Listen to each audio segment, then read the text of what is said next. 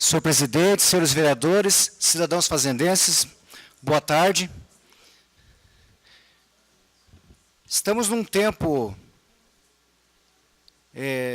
tanto no Brasil, quanto no Estado, quanto em Fazenda Rio Grande, temos ouvido no dia a dia muitas pessoas com pensamentos de crise, pensando em crise, falando em desânimo.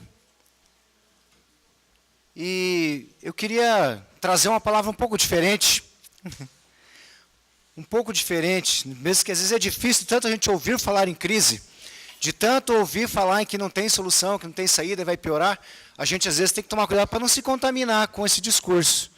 Mas eu quero lembrar uma pessoa aqui, que se chamava Saulo. Saulo entrou numa crise muito difícil, uma crise religiosa. Ele se viu ameaçado junto com os judeus por uma outra religião, que na verdade não era bem uma religião, mas os cristãos ameaçavam eles. E eles se sentiram tão ameaçados por aquilo, que começaram a perseguir os cristãos e até a matar, prender. E Saulo, que depois virou Paulo, estava junto. Devido a essa grande crise, ele consentiu na morte de cristãos, ele segurava a capa. Quando mataram Estevão, a pedrada, Paulo segurou as capas dos que mataram Estevão. Então, se nós não tomarmos cuidado, não é? Essa ideia de crise, esse medo, vai tomando conta. De repente, a gente começa a fazer coisas que não seriam necessárias. Bastaria esperar passar.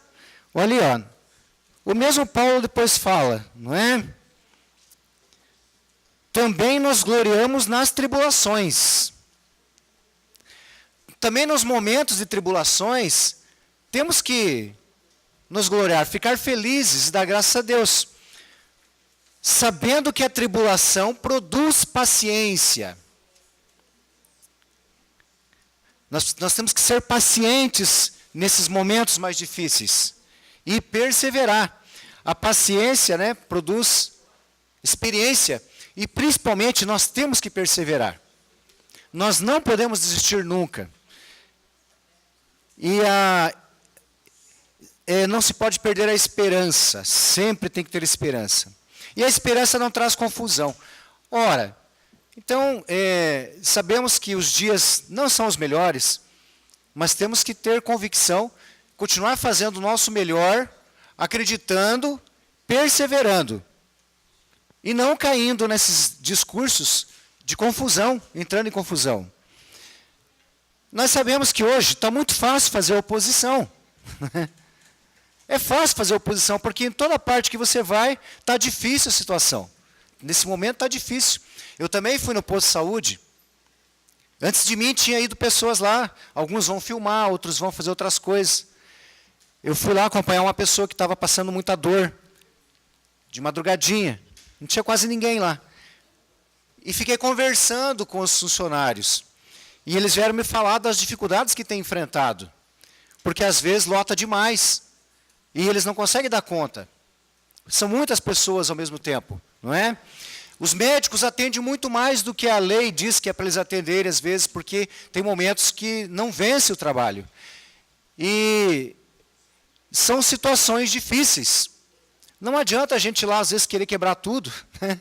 Porque aqueles trabalhadores também estão sofrendo e tendo uma grande dificuldade, às vezes. É preciso a gente manter a cabeça no lugar e buscar soluções.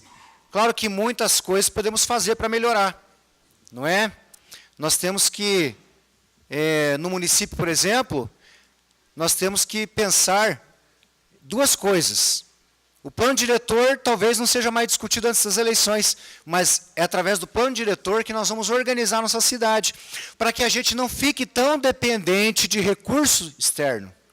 Nossa cidade tem que ser uma cidade com sustentabilidade. Nós não podemos ficar a vida inteira dependendo de recurso de fora. Porque qualquer crise fora, o recurso não vem, e aí nós vamos ficar numa situação difícil.